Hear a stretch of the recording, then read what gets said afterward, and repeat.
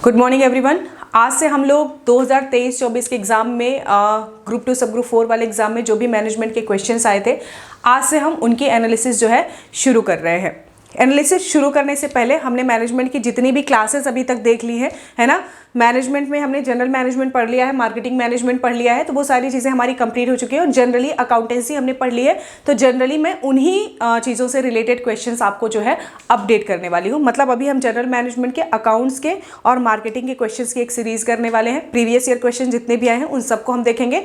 तो मैंने पहली जो चीज़ की है वो सब्जेक्ट वाइज अलग कर दी है। तो सब्जेक्ट वाइज अलग करने से आपको एक ही सब्जेक्ट के क्वेश्चंस एक जगह मिलेंगे। जैसे मार्केटिंग मैनेजमेंट के क्वेश्चंस हमने एक जगह कर लिए हैं, तो मार्केटिंग से रिलेटेड जितने भी क्वेश्चंस हैं उनकी एक सीरीज रहेगी। जनरल मैनेजमेंट और अकाउंट से रिलेटेड जो भी क्वेश्चंस हैं वो मैंने यहाँ पे कर दिए हैं, है ना। तो वो सारे क्वेश्चंस हम यहाँ पे करेंगे। फिर फिनेंस और इकोनॉमिक्स से रिलेटेड क्वेश्चन हम एक साथ करेंगे। तो जैसे जैसे हम क्वेश्चंस पढ़ते जाएंगे, थ्योरी पढ़ते जाएंगे, वैसे वैसे हम प्रीवियस ईयर क्वेश्चंस की एनालिसिस करते जाएंगे और ये साथ में देखते जाएंगे कि जो हम पढ़ रहे हैं वो एक्चुअल में एग्जाम में आया है या फिर नहीं आया है, या फिर हमें और कुछ और पढ़ने की जरूरत है। क्लियर है। तो अगर आपने अभी तक मैनेजमेंट का कोर्स नहीं लिया है तो आप स्टडी डोज के ऐप से जाके कोर्स ले सकते हो। वहां पे मैनेजमेंट की क्लासेस ऑलरेडी चल रही हैं। जनरल मैनेजमेंट हमारा कंप्लीट हो चुका है, मार्केटिंग मैनेजमेंट भी कंप्लीट हो चुका है। अब हम एचआर और इकोनॉमिक्स की तरफ जाने वाले हैं। तो अगर आप अभी तक आपने क्लासेस नहीं ली हैं तो आप लोग जाके क्लासेस एक बार देख सकते हो और वहां से कोर्स को परचेज कर सकते हो। ये वाली सीरीज हम कंटिन्यू करेंगे तब तक जब तक हमारे प्रीवियस ईयर क्वेश्चन सारे खत्म नहीं हो जाते हैं। क्लियर है। Thank you so much. और प्लीज अपने फ्रेंड्स के साथ जो भी ग्रुप 2 सब ग्रुप 4 की तैयारी कर रहे हैं उनके साथ आप ये लेक्चर जो है शेयर कर सकते हो। साथ ही साथ वो भी प्रीवियस ईयर क्वेश्चन के एक एनालिसिस कर सकते हैं, है ना। पहला क्वेश्चन है हमारे सामने। पहला क्वेश्चन क्या है? Forward looking is associated with which management function. Forward looking किस प्रबंधन कार्य से जुड़ा हुआ है? क्लियर है। हमारे पास दो ऑप्शन है। मतलब जो मैनेजमेंट जो व्यापम ने माना है वो माना है कंट्रोलिंग, लेकिन कंट्रोलिंग इसका सही आंसर है नहीं, है ना। क्योंकि जब भी हम बात करते हैं कंट्रोलिंग की, तो मैं आपको पहले कंट्रोलिंग समझा देती हूँ होता क्या है। हमने एक स्टैंडर्ड डिसाइड किया था। मान लो एक एग्जांपल लेके चलते हैं कि इस पूरे महीने में हम क्या करेंगे? 30 यूनिट बनाएंगे, है ना। 30 यूनिट्स बनाएंगे, लेकिन पूरे महीने में हमने 30 यूनिट्स बनाई ही नहीं। हमने जो पूरा का पूरा प्रोडक्शन किया वो कितना किया? 20 यूनिट्स का, है ना। मान लो हम एक कॉपी बनाने की हमारी जो है दुकान है, हम कॉपियां बनाते हैं, तो हमने पूरा सोचा था कि हम पूरे एक महीने में 30 कॉपियां बनाएंगे। लेकिन जब हमने लास्ट में देखा तो हमने कितनी कॉपियां बनाई थी? हमने सिर्फ 20 कॉपी बनाई थी। तो महीने के एंड में जो हमारे पास रिजल्ट था, हमने सोचा कितने था? स्टैंडर्डाइज कितना किया था? एक 30 कॉपी का, है ना। पर डे के हिसाब से हम 30 कॉपी बनाएंगे, लेकिन उतनी हमने बनाई नहीं। जो भी हमें रिजल्ट चाहिए था वो रिजल्ट हमें क्या हुआ? मिला नहीं। तो हम यहाँ पे क्या करते हैं? हम पीछे जाते हैं। ठीक है। कंट्रोलिंग की प्रोसेस में हम क्या करते हैं? हम पीछे देखते हैं, इस पूरे महीने की एनालिसिस करते हैं कि आखिर ऐसा क्या रीजन रहा जिसकी वजह से हमने सोचा तो था कि हम 30 यूनिट बना लेंगे और जनरली हम बना लेते हैं। क्लियर है। एक दिन में 1 यूनिट बनाना इतना बड़ा टफ काम नहीं था हमारे लिए। तो फिर ऐसा क्या हुआ कि इस एक महीने में जो हमने सोचा था कि हम 30 यूनिट बनाएंगे तो हमने नहीं किया। मतलब जो भी यहाँ पे आने वाले डेविएशंस थे, जो भी आने वाले विचलन थे, जिनके कारण जो हम ये रिजल्ट चाह रहे थे वो रिजल्ट हमें नहीं मिला, वो रीजन हम क्या करते हैं? फाइंड आउट करते हैं, है ना। उन रीजंस को हम क्या करते हैं? फाइंड आउट करते हैं कि क्या ऐसे रीजंस थे जिनकी वजह से हम ये जो 20 यूनिट बनाने वाले थे वो हम नहीं बना पाए। क्लियर है। तो फिर ये डेविएशंस को हम क्या करते हैं? फाइंड आउट करते हैं। क्या कारण थे? वो कारण, वो विचलन, वो डेविएशंस फाइंड आउट करने की कोशिश करते हैं और इन रीजंस को रिजॉल्व करते हैं, इन रीजंस को खत्म करते हैं, जिससे अगला मंथ हम अपना अच्छे से कर पाए, है ना। तो अगर हम देखें फॉरवर्ड लुकिंग, अगर हम देखें कंट्रोलिंग, तो आप एनसीईआरटी के बुक में जाके अगर आप कंट्रोलिंग देखेंगे तो वहां पे आपको एक सेंटेंस मिलेगा कि प्लानिंग जो है हमेशा आगे देखने की प्रक्रिया होती है, जबकि नियंत्रण पीछे देखने की प्रक्रिया होती है। क्लियर है। एनसीईआरटी में आप जाके देखोगे तो वहां पे कंट्रोलिंग वाले चैप्टर में आपको मिल जाएगा कि प्लानिंग हमेशा क्या करती है? आगे देखने की प्रक्रिया है, जबकि कंट्रोलिंग हमेशा क्या होती है? पीछे देखने की प्रक्रिया होती है ना। तो इस हिसाब से ये क्वेश्चन में कंट्रोलिंग आंसर नहीं आना चाहिए। इस हिसाब से क्वेश्चन का आंसर क्या होना चाहिए? प्लानिंग होना चाहिए। प्लानिंग में हम जनरली फ्यूचरिस्टिक, आपने प्लानिंग का एक कैरेक्टरिस्टिक हमने पढ़ा है कि प्लानिंग हमेशा क्या होती है? फ्यूचरिस्टिक्स होती है। मतलब हम प्लानिंग में हमेशा भविष्य के बारे में बात कर रहे होते हैं। तो करेक्ट आंसर अगर आप देखो तो इसका क्या है? प्लानिंग। और अगर हम व्यापम के आंसर की बात करें तो उन्होंने कंट्रोलिंग करा था, लेकिन कंट्रोलिंग की प्रोसेस में हम कभी भी हम हमेशा आगे देख के कंट्रोल नहीं करते, है ना। आगे फ्यूचर हमारा अनसर्टेन होता है। आप खुद देखो, हम फ्यूचर में कुछ चीज़ कंट्रोल कर सकते हैं क्या? हम फॉरवर्ड लुक आगे देख के क्या कुछ चीज़ कंट्रोल करने की कोशिश करते हैं? फ्यूचर हमेशा अनसर्टेन होता है, हम अपने हिसाब से प्लान करते हैं, है ना। अनिश्चित चीज़ें हमारे साथ आती रहती है और फिर हम पीछे देख के अगर हमारा कोई रीज़न है तो हम उसे कंट्रोल करने की कोशिश करेंगे। हाँ, पीछे ऐसा हुआ था तो हम कोशिश करते हैं आगे ऐसा ना हो, पर फ्यूचर हमारे हाथ पे नहीं होता, वो हमेशा अनप्रेडिक्टेबल होता है। वहां पे जाके हम कंट्रोलिंग जैसी प्रोसेस नहीं कर सकते, है ना, कि हमारे साथ ये होने वाला है तो हम जाके उसे पहले से ही कंट्रोल कर लें, ऐसा कभी नहीं होता। क्लियर है? तो ये रीजन है। यहाँ पर आंसर जो है क्या होना चाहिए? ए, प्लानिंग। प्लानिंग हमेशा फ्यूचरिस्टिक होती है, हम आगे देख के प्लानिंग करते हैं, जबकि कंट्रोलिंग पीछे देख के, है ना, जो हमारे पिछले में गलतियां हुई हैं, जो हमने एक स्टैंडर्ड तय किया था, हमने सोचा था कि हम इतना कर लेंगे लेकिन हम उतना नहीं कर पाए, फिर हम फाइंड आउट करने की कोशिश करते हैं कि क्या रीजन था जिसकी वजह से जो हम रिजल्ट चाह रहे थे वो रिजल्ट हमें नहीं मिला। तो प्लानिंग क्या है? प्लानिंग हमेशा आगे देखने की प्रक्रिया है, जबकि कंट्रोलिंग हमेशा पीछे देखने की प्रक्रिया होती है ना। नियोजन आगे देखना है, जबकि नियंत्रण हमेशा पीछे देखने की प्रक्रिया होती है। तो क्वेश्चन हमारा ये यहाँ पे कंप्लीट होता है। चलो अगले क्वेश्चन की तरफ चलते हैं। Question number 2। क्वेश्चन नंबर 2 क्या कह रहा है? Income which has been earned but not received during the current accounting period is known as. वह आय जो अर्जित की गई है लेकिन चालू लेखा अवधि के दौरान प्राप्त नहीं हुई है, वो क्या कहलाती है? क्वेश्चन में ऑप्शन आपके दिए हैं। आउटस्टैंडिंग एक्सपेंसेस, बात ही नहीं हो रही एक्सपेंसेस की, यहाँ पे बात किसकी हो रही है? आय की। अनअर्न्ड इनकम, अनर्जित आय। एक्रूड इनकम, अर्जित आय, या फिर प्रीपेड एक्सपेंसेस। तो खर्चे की तो बात हो ही नहीं रही, मतलब 2 ऑप्शन हमारे गए। अब बचता क्या है? अनअर्न्ड इनकम और एक्रूड इनकम, ये दोनों क्या होते हैं? क्लियर है? तो देखो, अगर हम देखें अनअर्न्ड इनकम की, तो वह इनकम जो अभी तक हमें कमाई नहीं गई है ना। ऐसे ही आप अगर मतलब निकालो तो क्या है? ऐसी इनकम जो अभी तक हमने कमाई नहीं गई है वो क्या है? Unearned income. सबसे पहले मैं आपको एक्रूड इनकम समझा देती हूँ, फिर अनअर्न्ड इनकम देखेंगे, इसके बाद आप देख लेना, ठीक है, दोनों में क्या डिफरेंसेस है।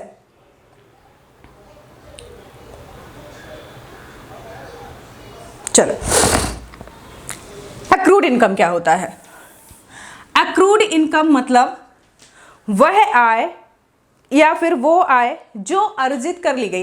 अर्जित करने का देखो अकाउंटिंग का एक प्रिंसिपल होता है ना। उसके हिसाब से ये कहते हैं कि हमें कैश कब मिल रहा है। आप लोग कमेंट करके बताइएगा अगर आपने अकाउंटिंग प्रिंसिपल पढ़ लिया है, मैंने आपको पढ़ा दिया है तो अगर आप कमेंट करिएगा, है ना, सिर्फ कमेंट करना है आपको।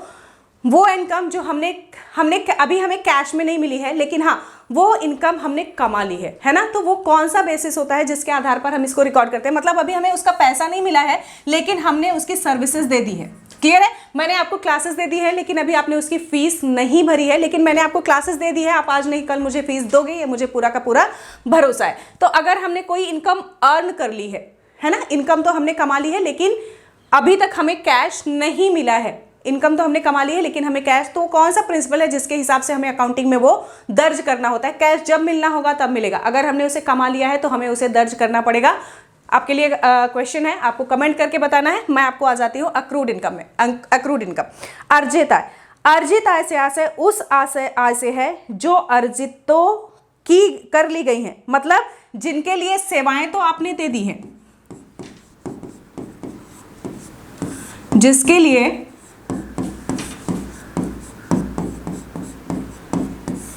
सेवाएं तो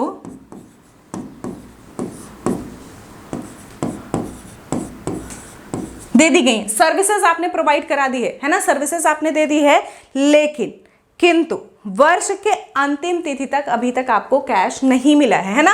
किंतु वर्ष के अंतिम तक आपको कैश नहीं मिला है ना। ये कौन सी इनकम होती है? ये अक्रूड इनकम होती है। ये कौन सी होती है? अक्रूड इनकम मतलब अर्जित आय। ये वह आय जो अर्जित की गई है लेकिन चालू लेखावधि के दौरान आपने प्राप्त नहीं की है, वो क्या कहलाती है? वो अक्रूड इनकम कहलाती है या फिर अर्जित आय कहलाती है। ठीक है, इससे पहले आप में एक और डाउट आया होगा कि फिर ये अनअर्न्ड इनकम क्या होती है ना। अनअर्न्ड इनकम मतलब आपने अभी इस इनकम को जो है अभी तक आपने इसे कमाया नहीं है ना, अभी तक आपने इसको कमाया नहीं। चलो आगे हम और इसके बारे में बात करेंगे। दो ऑप्शन तो होंगे नहीं, अक्रूड इनकम, वो इनकम जिसके लिए हमने सर्विसेज दे दी है लेकिन अभी तक हमें पैसे मिले नहीं हैं, वो कौन सी इनकम होती है? अर्जित आय। इसका राइट ऑप्शन क्या है? अर्जित आय। चलो अभी सारे एक एक क्वेश्चंस के जितने भी वर्ड्स हैं ना, ये सारे आगे वाले क्वेश्चंस में हैं और हम सारे एक एक करके समझेंगे। Delegation of authority merely means the granting of authority to subordinates to operate. प्राधिकार का प्रत्यायोजन का अर्थ केवल अधीनस्थों को संचालित करने के लिए प्राधिकार प्रदान करना है। यदि जिम्मेदारी के अनुरूप हो तो निर्धारित सीमा के भीतर, निर्धारित सीमा से परे, केवल जब आवश्यकता हो तो। 4 ऑप्शन है हमारे पास, है ना। बात किसकी की जा रही है? बात की जा रही है डेलीगेशन ऑफ अथॉरिटी। अर्थ केवल अधीनस्थों को संचालित करने के लिए प्राधिकार प्रदान करना है। डेलीगेशन ऑफ अथॉरिटी क्या होती है? जब भी किसी भी मैनेजर के पास काम ज्यादा हो गया, मैं एकदम सिंपल टर्म्स में आपको समझा रही हूँ ना, उसको समझने की कोशिश करना। जब भी किसी मैनेजर के पास या किसी के भी पास काम ज्यादा हो गया तो वो अपने कुछ जो है काम किसी और को ट्रांसफर कर देता है। ऐसे काम जो सबऑर्डिनेट्स कर सकते हैं, जिसके अधीनस्थ कर सकते हैं, लेकिन काम ट्रांसफर करने के साथ साथ उनकी उत्तरदेयता भी दी जा सके, इसके लिए कुछ ना कुछ अधिकार ट्रांसफर किए जाते हैं, कुछ ना कुछ अधिकार भी दिए जाते हैं उसको, जिससे वो डिसीजन ले सके। ठीक है, ये होता है हमारा delegation of authority. Delegation of authority मतलब एक आदमी के पास काम ज्यादा है, मान लो ये मार्केटिंग का मैनेजर है ना, ये पूरे मार्केटिंग का काम देख रहा है। अब इसके अंडर में कुछ लोग हैं जो सेल्स का काम करते हैं। क्लियर है? जो कॉपियां हम बना रहे हैं ना, वो कॉपियों को बेचने का काम ये लोग करते हैं। अब ये इनके पास कितने हैं? इतने सारे इसके पास सेल्स मैनेजर हैं। तो इन्होंने, अब ये देखो, ये पूरी मार्केटिंग की स्ट्रेटजी बनाता है कि हमें किस तरीके से बेचना है, विज्ञापन देख रहा है, कितना मुझे एडवर्टाइज करना है, ये सारी चीजें देख रहा है। तो इसने क्या किया कि भाई तुम ना काम करो, बाजार में जाके ना इन कॉपियों को तुम्हें जो भी होलसेलर है, रिटेलर है, उनके पास देना है। बोले ठीक है ना। अब इसके साथ साथ इनको कुछ दे दिया गया कि भाई ठीक है, तुम महीने के 50-50 कॉपियां बेचोगे। तो इनको कुछ एक अधिकार भी दिया जाएगा कि चलो अगर कोई बोलता है कि 5% तक डिस्काउंट के लिए बोलता है तो उसे डिस्काउंट दे देना और कॉपियां बेच लेना। तो ये जो 5% का डिस्काउंट दिया गया है ना, ये एक लिमिट के अंदर दिया गया है। ऐसा तो नहीं है ना कि वो पूरा एक में से एक फ्री मांगे आप दे देना, है ना। कितना ही डिस्काउंट मांगे, एक में 2 फ्री मांगे, आप कुछ भी करके बस कॉपियां बेच के आओ, ऐसा तो नहीं है ना। इसने बोला कि देखो 5% तक का डिस्काउंट अगर कोई सबऑर्डिनेट्स मांगता है तो आप उसे दे देना, हमें कोई प्रॉब्लम नहीं है। तो ये जो 5% का इसने डिस्काउंट लिमिट दी है ना, ये क्या है? एक सीमा के अंदर है। सीमा से बाहर तो उसने नहीं दिया ना कि तुम्हें जैसा मन हो वैसा करके आना, लेकिन कॉपियां तुम्हें बेच के आनी है। क्लियर है? तो एक निश्चित सीमा के अंदर उन्हें कुछ अधिकार दिए जाते हैं जिससे वो डिसीजन ले सके और अपनी उत्तरदेयता स्वीकार कर सके, है ना। तो एक विद इन प्रिस्क्राइब्ड लिमिट, निर्धारित सीमा के अंदर उनको क्या किया जाता है? कुछ प्राधिकार प्रदान किए जाते हैं, है ना। एक निश्चित लिमिट होती है, ऐसा नहीं है कि अनलिमिटेड, आपका जो मन हो करो, बस कॉपियां बेच के आना है। तो ऐसा तो नहीं होगा ना कि एक कॉपी खरीदो हम 4 कॉपी फ्री देंगे, तो इससे कंपनी को लॉस होगा। एक ऐसी सीमा जिसके अंतर्गत काम हो सकता है, 5% या 10% का डिस्काउंट मैक्सिमम अगर कस्टमर मांगता है, डिपेंड्स आप उसको कितने यूनिट्स दे रहे हो। सामने वाला बोल देता है ना कि भाई अगर तुम एक काम करो, अगर तुम 50 यूनिट खरीदते हो तो मैं पूरे 50 में से आपको 5% का डिस्काउंट क्या करूंगा? दे दूंगा। क्लियर है? तो एक निश्चित सीमा के अंतर्गत प्राधिकार उनको दिए जाते हैं काम को करने के लिए। चलो ये वाला क्वेश्चन भी क्लियर हो गया ना, विद इन प्रिस्क्राइब्ड लिमिट। अब आ जाते हैं नेक्स्ट क्वेश्चन में। What is the key to managerial post? प्रबंधकीय पदों की कुंजी क्या है? श्रेष्ठता, जिम्मेदारी, जवाबदेही या फिर अथॉरिटी, है ना। देखो अगर हम बात करें सुपीरियरिटी की तो बिल्कुल भी ऑप्शन नहीं होगा। रिस्पॉन्सिबिलिटी तो ठीक है, अकाउंटेबिलिटी ठीक है, लेकिन हम अगर सही आंसर मांगे तो क्या है?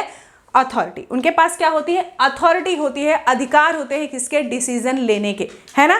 उनके पास रिस्पॉन्सिबिलिटी तो देखो, जो लोअर लेवल पे है उसके पास भी है, जो मिडिल लेवल पे है उसके पास भी है, जो किसी भी लेवल पे बैठा हुआ है ना, उसके ऊपर अथॉरिटी है। लेकिन डिसीजन लेने की जो सबसे ज्यादा पावर होती है, प्राधिकार, अथॉरिटी, है ना, प्राधिकार, ये जो है प्राधिकार सबसे ज्यादा किसके पास होता है? जो मैनेजरियल पोस्ट होती है वो। अथॉरिटी का मतलब क्या होता है? प्राधिकार का मतलब क्या होता है? निर्णय लेने की शक्ति, निर्णय लेने की शक्ति। सबसे ज़्यादा जो डिसीजन लेने की पावर्स होती है ना, जितना ऊपर लेवल पे आप मैनेजर्स के सामने जाते जाओगे, जिस भी लेवल में आप टॉप लेवल पे, तो उनके पास डिसीजन लेने की पावर सबसे ज़्यादा होगी। मिडिल लेवल पे आओगे तो टॉप लेवल से कम होगी, लेकिन लोअर लेवल से उनके पास भी ज़्यादा होगी। लोअर लेवल उनके पास भी कुछ डिसीजन ले सकते हैं वो भी। अगर आप श्रमिक वर्ग पे जाओगे तो वहाँ कोई डिसीजन नहीं चलता, वो बेचारे सिर्फ क्या कर रहे हैं, काम कर रहे हैं। तो अथॉरिटी, प्राधिकार, निर्णय लेने की शक्ति, है ना, इसे हम क्या बोलते हैं, ये होता है मैनेजर्स के पास। क्लियर है? चलो आगे चलते हैं, अगला क्वेश्चन देख लेते हैं। Those expenses which have been incurred but not paid during the current accounting period is, वे व्यय जो चालू लेखांकन अवधि के दौरान किए गए हैं लेकिन भुगतान नहीं किए गए हैं, है ना, अभी तक उनका पेमेंट हमने किया नहीं है। तो ये वाला ऑप्शन तो गया, ये वाला ऑप्शन भी गया, क्योंकि बात किसकी हो रही है, बात हो रही है एक्सपेंसेस की। तो दो एक्सपेंसेस में हमें देखना है। क्लियर है? चलो अब हम आ जाते हैं किस पे, आउटस्टैंडिंग एक्सपेंसेस पे। देख लेते हैं आउटस्टैंडिंग एक्सपेंसेस क्या होते हैं। ऐसे खर्च जो किसी फिनेंशियल ईयर में कर दिए गए हैं, है ना, हमने खर्चा तो कर दिया है, मतलब मान लो अगर हमने सर्विसेज कर दी हैं लेकिन उसका पेमेंट अभी तक हमने नहीं किया है ना, ऐसे खर्च जो हमने कर तो दिए गए हैं लेकिन इस फिनेंशियल ईयर में हमने चुकाए नहीं हैं। ठीक है, इस फिनेंशियल ईयर में अभी तक हमने इसे पे नहीं किया है, मतलब अभी भी हमारा पे करना क्या है, बाकी है। मतलब ये अभी भी हमारे लिए पे करना बाकी है, हमारे लिए क्या है, एक लाइबिलिटी की तरह है ना। हमने इन्हें हमने कर तो दिया है ना, हमने सर्विसेज ले लिए हैं लेकिन अभी तक हमने उसका पेमेंट किया नहीं है, तो अभी हमें पेमेंट उसका करना बाकी है और हमें पेमेंट करनी है। क्लियर है? तो ये क्या होंगे, हमारे आउटस्टैंडिंग जो है एक्सपेंसेस होते हैं। अब एक चीज इसके बारे में और लिखो, ये जो आउटस्टैंडिंग एक्सपेंसेस होते हैं, तो जब हम जनरल में एंट्री करते हैं तो इनकी जनरल में एंट्री नहीं की जाती,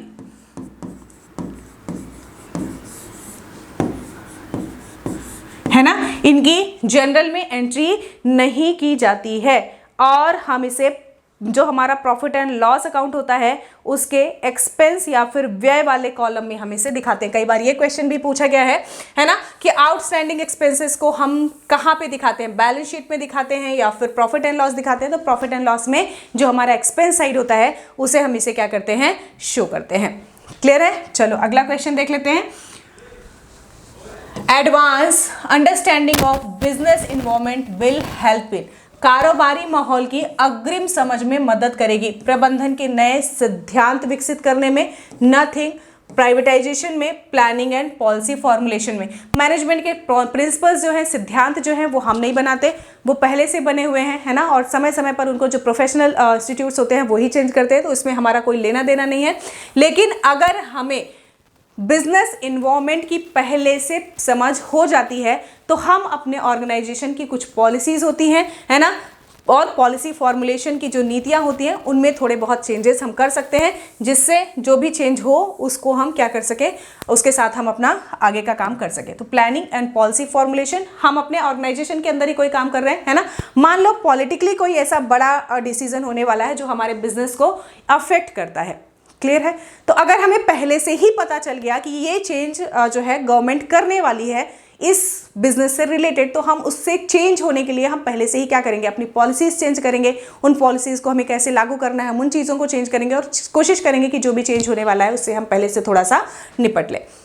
अगला question, delegation of authority merely means the granting of authority to subordinates to operate। प्राधिकार का प्रत्यायोजन का अर्थ केवल अधीनस्थों को संचालित करने के लिए प्राधिकार प्रदान करना है, यदि जिम्मेदारी के अनुरूप हो, विद इन प्रेस्क्राइब्ड लिमिट। ये वाला क्वेश्चन हम पहले ही कर चुके हैं, बी ऑप्शन इसका सही होगा। चलो 8वां आ जाते हैं। Which of the following is not concerned with long term investment decision? निम्नलिखित में से कौन सा दीर्घकालिक निवेश निर्णय से संबंधित नहीं है? अचल संपत्ति की purchase of fix assets. Fix assets क्या होती हैं? ऐसी एसेट्स जिनका यूज हम अपने बिजनेस में लंबे समय तक करने वाले हैं, है ना।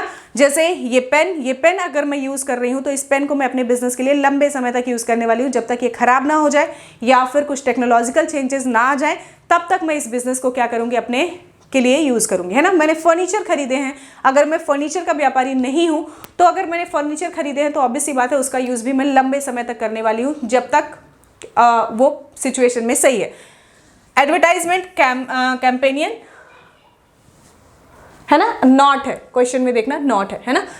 विज्ञापन अभियान, अगर मैं कोई विज्ञापन अभियान चला रही हूं तो मैं ये सोचूं कि मुझे आज उस विज्ञापन का, आज मैं विज्ञापन करूं और कल मुझे उस एडवर्टाइजमेंट का प्रॉफिट मिल जाए, ऐसा नहीं होता है ना। एडवर्टाइजमेंट के जो प्रॉफिट होते हैं वो लंबे दीर्घकालिक परिणाम दिखाते हैं, लोग देखते हैं, समझते हैं, फिर देखते रहते हैं, फिर जाके प्रोडक्ट लेते हैं। Launching a new product line, एक नई उत्पाद लाइन लॉन्च करना। अगर हम एक नई प्रोडक्ट कोई कुछ भी जो है लॉन्च कर रहे हैं तो हम उसे ये भी नहीं देख सकते कि अगले शॉर्ट टर्म में जाके बहुत जल्दी सक्सेस हो जाएगा। अपना एक प्रोडक्ट लाइफ साइकिल होती है ना, उस हिसाब से प्रोडक्ट क्या होता है, सक्सेस होता है। डे टू डे वर्किंग, दिन प्रतिदिन सबसे ज़्यादा हमें जो लॉन्ग टर्म के हिसाब से दिख रहा है, तो अगर हम फिक्स एसेट्स में ऐसा जो है करते हैं तो ये भी हमारा क्या है, लॉन्ग टर्म से रिलेटेड है। विज्ञापन ये भी लॉन्ग टर्म से है। एक नई प्रोडक्ट लाइन अगर हम लॉन्च कर रहे हैं तो वो भी लंबा समय लेने वाली है, पर डे टू डे जो वर्किंग है ये हमारा शॉर्ट टर्म है ना, इसको हम मान सकते हैं answer. Question number 9, celebration of Diwali is the example of, Diwali मनाना इसका उदाहरण है। टेक्नोलॉजिकल इन्वायरमेंट, क्या तकनीकी इन्वायरमेंट है, नहीं। अगर कोई चेंजेस होता है टेक्निकली, जैसे पहले हम लोग कार्बन कॉपी का यूज करते थे, बाद में जो है जीरोक्स मशीन ला दी गई तो उसमें से अब हमारा काम आसान हो गया, तो वो क्या था, वो एक टेक्नोलॉजिकल चेंज था। क्लियर है। फिर सोशल इन्वायरमेंट मान सकते हैं हम। पॉलिटिकल तो बिल्कुल भी नहीं, क्या दिवाली पॉलिटिकल होती है, नहीं। इलीगल इन्वायरमेंट इससे भी रिलेटेड नहीं है, तो किस इन्वायरमेंट से रिलेटेड है, ये हमारा सामाजिक वातावरण। क्लियर है, जो हमारी सोसाइटी से चीज़ें चल रही हैं, हमारे समाज से चीज़ें चल रही हैं, उनसे रिलेटेड है। चलो, ये थोड़ा सा बड़ा क्वेश्चन है ना। अभी तक तो जो क्वेश्चन हमने देखे वो बहुत ही ईजी थे, ये बड़ा क्वेश्चन है, बस बड़ा ही क्वेश्चन है ना। राम को उसके वरिष्ठ ने 15 दिनों में एक योजना तैयार करने का काम दिया। उन्होंने अपने 2 अधीनस्थों को अपने कार्य के दो पहलुओं पर काम करने के लिए कहा। अधीनस्थों में से एक दुर्घटना का शिकार हो गया और अपना काम पूरा नहीं कर पाया, तो इस कार्य के लिए अब कौन रिस्पॉन्सिबल होगा। ठीक है, ये मैनेजर साहब हैं, इन्होंने राम को कोई काम दिया है ना।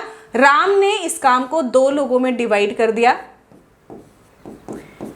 ए और बी। ठीक है, इस क्वेश्चन का आंसर सिर्फ आप ही दे देना, आप ही आराम से दे पाओगे, कोई दिक्कत नहीं है। ये मैनेजर हैं, इन्होंने काम राम को दिया। आप कोई मैनेजर हो, आपने अपने एक सबऑर्डिनेट को कोई काम दिया है, सबऑर्डिनेट्स ने 2 लोगों को काम सौंपा, इसमें से जो बी है इसके साथ कोई एक्सीडेंट हो गया, दुर्घटना हो गई, अब ये काम नहीं कर पा रहा है, तो फिर कौन होगा उस काम के लिए जिम्मेदार, है ना।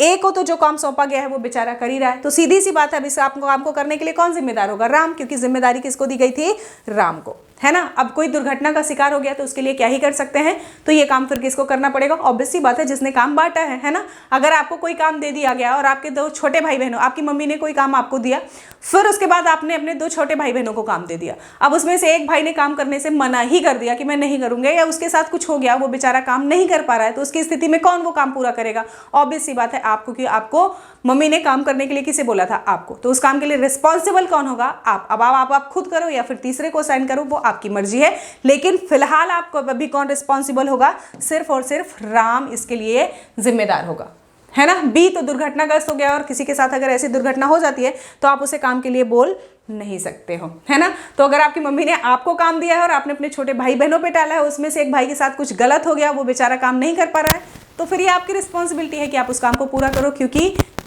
मैनेजर ने या मम्मी ने किसको दिया था काम, आपको दिया था। Properly perform the assign duty, सौंपे गए कर्तव्य का ठीक से पालन करना अथॉरिटी होती है, नन ऑफ दिस अकाउंटेबिलिटी होती है, या फिर रिस्पॉन्सिबिलिटी होती है। जो तीनों एलिमेंट्स इसको छोड़ के, है ना, तीनों एलिमेंट्स हम देख रहे हैं, ये किसके हैं, ये डेलीगेशन ऑफ अथॉरिटी के हैं, है ना। ये किसके एलिमेंट्स हैं, ये एलिमेंट है किसके, डेलीगेशन ऑफ अथॉरिटी के, डेलीगेशन ऑफ अथॉरिटी के। तीनों वर्ड्स को अच्छे से समझना, है ना। तीनों वर्ड्स को आप अच्छे से समझना, आपको समझ में आएगा क्या है। पहला है अथॉरिटी। अथॉरिटी हम पहले भी देख चुके हैं, पहले वाले क्वेश्चन में, सीधा सा मतलब निर्णय लेने के अधिकार से है।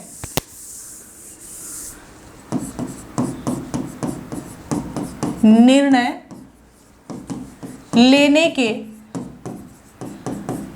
अधिकार से है ना। नन ऑफ दिस तो ठीक है, जवाबदेही, जब आपको कोई, पहले जिम्मेदारी समझो, है ना, जवाबदेही।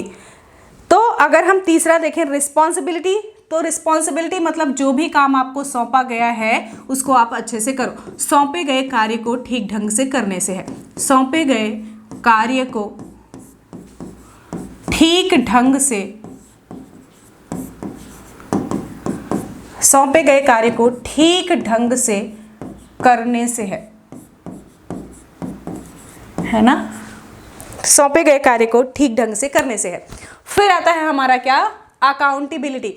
जब आपको कोई काम सौंपा जाता है और साथ ही साथ डिसीजन लेने के कुछ अधिकार दिए जाते हैं, तो आप क्या करते हो, जो भी काम आपको दिया गया है उस कार्य के निष्पादन के लिए, है ना, काम को पूरा करने के लिए आप क्या हो जाते हो, जिम्मेदार हो जाते हो। कार्य निष्पादन के लिए जिम्मेदार हो जाते हो। क्लियर है। अब आंसर पढ़ते हैं और देखते हैं, क्वेश्चन पढ़ते हैं क्या है। सौंपे गए कर्तव्य को ठीक से पालन करना। जो आपको काम सौंपा गया है उसको सही ढंग से आपको क्या करना है, पालन करना है। अब बताओ आंसर क्या होगा।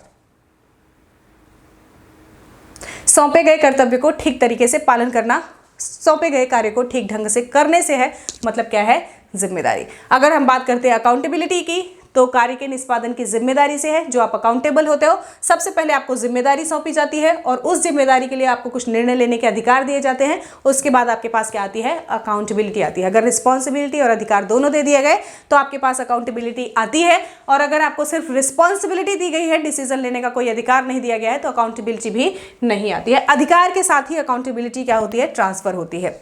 ठीक है, ये बात ध्यान रखना। चलो अभी आते हैं हायरार्की स्ट्रक्चर इन ऑर्गेनाइजेशन। संगठन में पदानुक्रम जो संरचना है वो कैसी है। प्रबंधकों की भूमिकाएं, प्रबंध के स्तर, नेतृत्व, प्रबंधकों के गुण। बाकी तो कुछ है नहीं, है ना। हायरार्की अगर हम डिसाइड करते थे तो हमने ये पढ़ा था, ऐसे चलती है, top level management, middle level management और लोअर लेवल मैनेजमेंट। तो ये हमने किस में पढ़ा था, लेवल्स ऑफ मैनेजमेंट में। तो यहाँ पर हायरार्की अगर हम देखें तो किससे रिलेटेड होती है, लेवल्स ऑफ मैनेजमेंट से।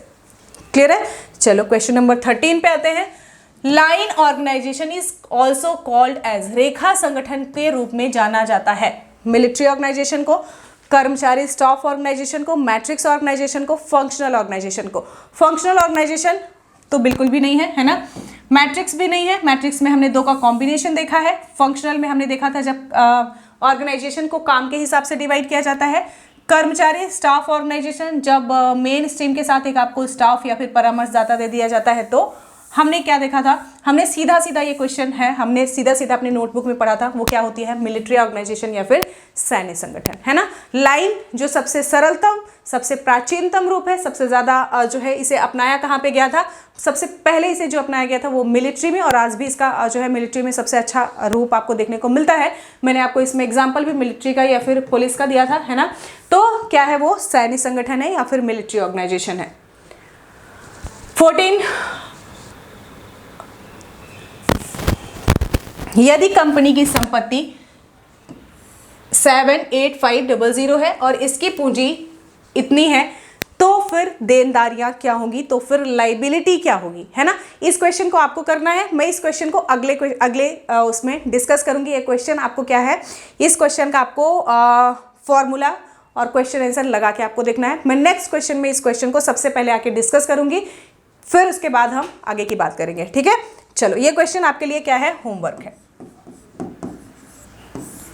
इस क्वेश्चन को हम अगले में डिस्कस करेंगे, तो आपको क्या करना है, कमेंट करना है ना, इसका आंसर। बहुत इजी क्वेश्चन है। हमने इसका फॉर्मूला देखा था, लेकिन ऐसे क्वेश्चंस हमने किए नहीं थे, है ना। हमने इसका फॉर्मूला देखा था जब हमने पिछली बार पढ़ा था, लेकिन इससे क्वेश्चंस हमने किए नहीं थे। तो इस वाले जब हम पढ़ेंगे तो ये वाले क्वेश्चंस भी हम करेंगे। क्लियर है। चलो, और इसके साथ साथ कुछ और क्वेश्चंस करने की भी कोशिश करेंगे। क्या पता नेक्स्ट पेपर है तो हो सकता है थोड़ा और टफ किया जाए।